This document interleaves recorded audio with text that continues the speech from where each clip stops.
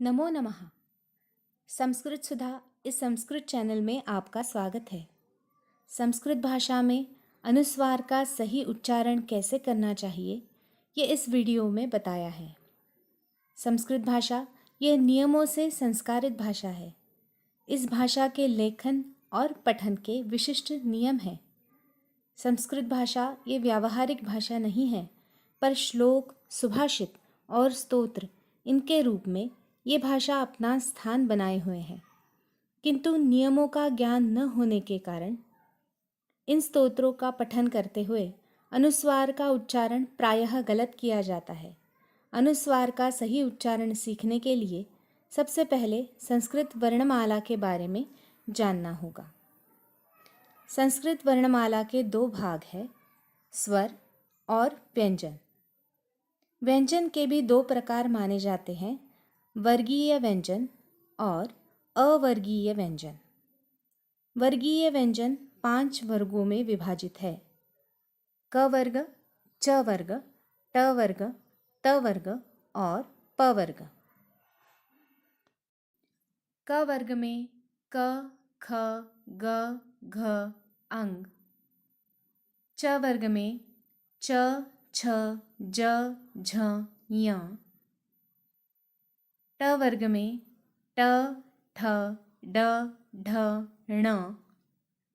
त वर्ग में त, थ, द, ध, न और प वर्ग में प, फ, ब, भ, म ये व्यंजन होते हैं। हर वर्ग का पंचम व्यंजन अनुनासिक होता है, जो अंग, य, ण, न, म ये है। अनुस्वार का उच्चारण इन अनुनासिक व्यंजनों के आधार पर ही किया जाता है। कुछ उदाहरणों द्वारा हम ये सीखेंगे। प्रस्तुत उदाहरण एक बहुत ही प्रचलित मंत्र है। इस उदाहरण में गम इस अनुस्वार के सामने ग ये क वर्गीय व्यंजन आया है। क वर्ग में अंग ये अनुनासिक होता है, इसलिए इस उदाहरण में ओम गंग गणपतये नमः इस प्रकार से अनुस्वार का उच्चारण होगा। अगले उदाहरण में ये वाक्य बालकः किं करोति इस प्रकार से पढ़ा जाएगा। प्रस्तुत उदाहरण में अनुस्वार के सामने च ये च वर्गीय व्यंजन आया है। च वर्ग में य ये अनुनासिक होता है, इसलिए यहाँ अनुस्वार का उच्चारण एकदंतै चतुर्हस्तम इस प्रकार होगा और ये वाक्य बालिका पुष्पै चिनोति इस तरह से पढ़ा जाएगा। अगले उदाहरण में अनुस्वार के सामने द ये त वर्गीय व्यंजन आया है।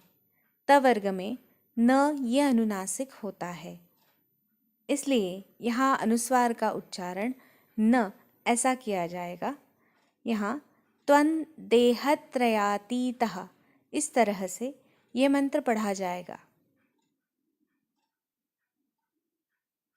अगले उदाहरण में शिक्षकः छात्राय पुस्तकं ददाति इस प्रकार से अनुस्वार का उच्चारण होगा। अगले उदाहरण में अनुस्वार के सामने भ ये प वर्गीय व्यंजन आया है। प वर्ग में म ये अनुनासिक होता है, इसलिए यहाँ शांताकारम भुजगशयनम इस प्रकार से अनुस्वार का उच्चारण किया जाएगा।